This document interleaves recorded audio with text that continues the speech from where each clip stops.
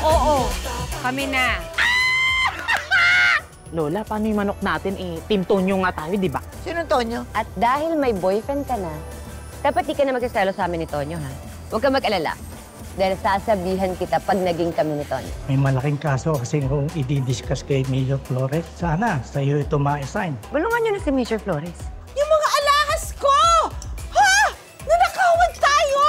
Pero ang modus nila, yung matend ng seminar at couples retreat at sa kanila nanakawan, mga attendees, mga palabok, bagay sa kasong to si Samson. Congratulations. Ay, sorry. Nakita mo yung nangyari kay Samson? Ikaw ang papayat ko sa kanya. Magkasama kayo ni Conde. Magpapanggap kayong mag-asawa. Po?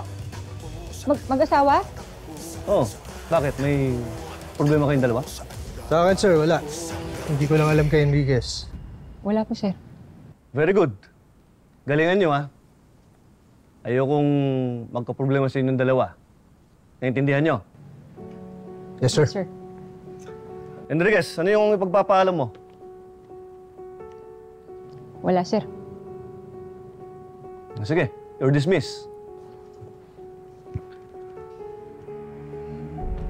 Ingat kayo.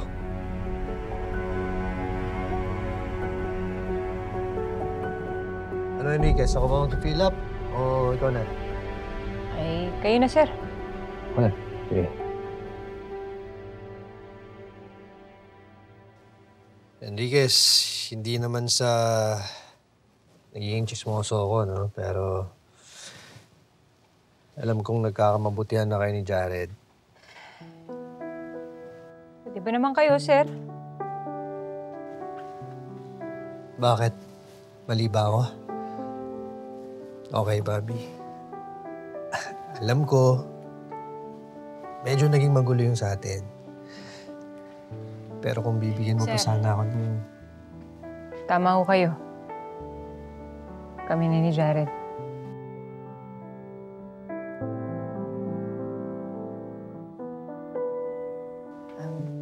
Sige ho, sir. Mamaya ako na lang pipilapan yan.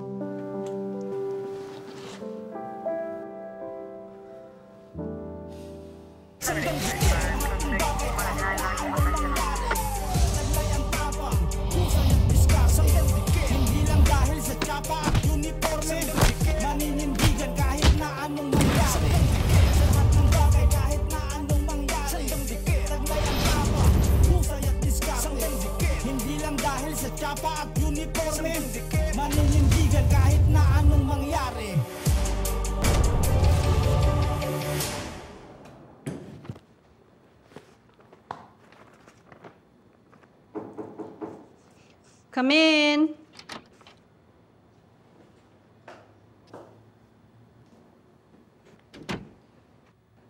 Can we talk? Ano na naman kailangan mo, Glenn? May ipapatrabaho ka na naman sa akin? Or forge na evidence? No, Cecilia, it's not that. Naiintindihan na kita. Na feeling mo na ginagamit lang kita. But that's not true. You know, when we started... Hindi mo na-get yung point ko, Glenn. It's not about you using me. I can handle neglect. One thing I cannot accept are your criminal activities. What changed, Cecilia? When we started, we were ready to conquer the world. By hook or by crook. I'm sorry. I totally get where you're coming from. Pero iniwan mo ako sa ere. I don't know. Mahirap bang paniwalaan na minsan nare-realize mong hindi mo na kayang harapin ang sarili mo sa salamin? That's what changed, Glenn. Nagsasawa na ako. Ayoko na. Gusto ko na magbago. Kung kaya mo magbago,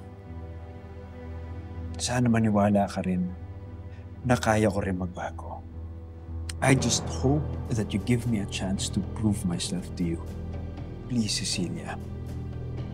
Can you give me another chance? I still like you, Glenn. And I want to believe na kaya mo rin magbago, tulad ko. I'll do anything para lang mabago ang tingin mo sa akin.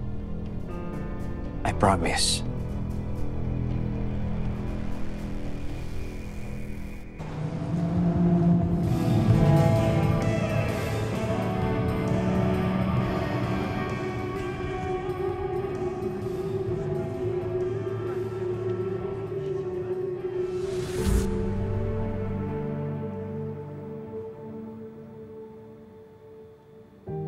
Okay na tayo, ha? Tayo?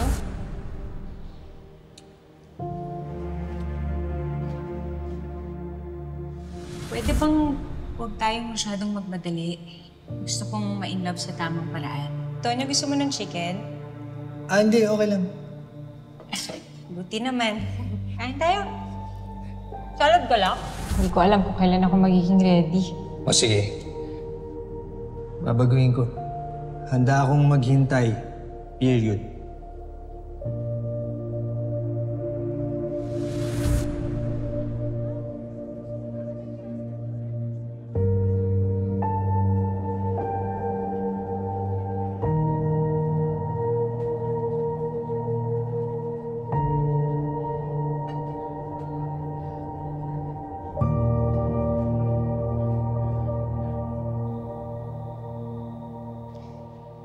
Jared.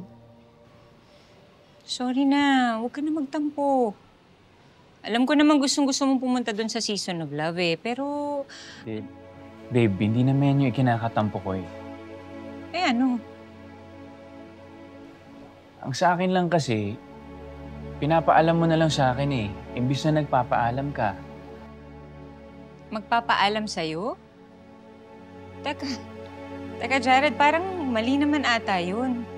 Trabaho tong pinag-uusapan natin, ha? Hindi naman to basta girls' night out. Okay, I'm sorry. Sumobra ako doon sa part na yun. Naintindihan ko. Police din naman ako dati.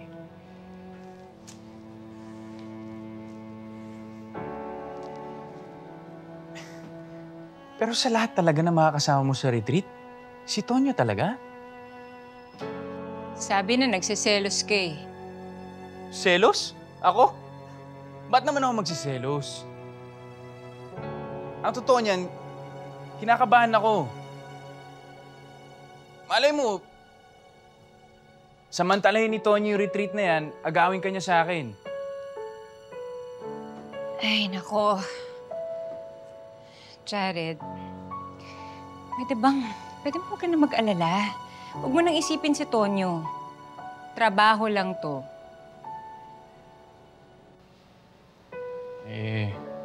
Ano pa bang magagawa ko?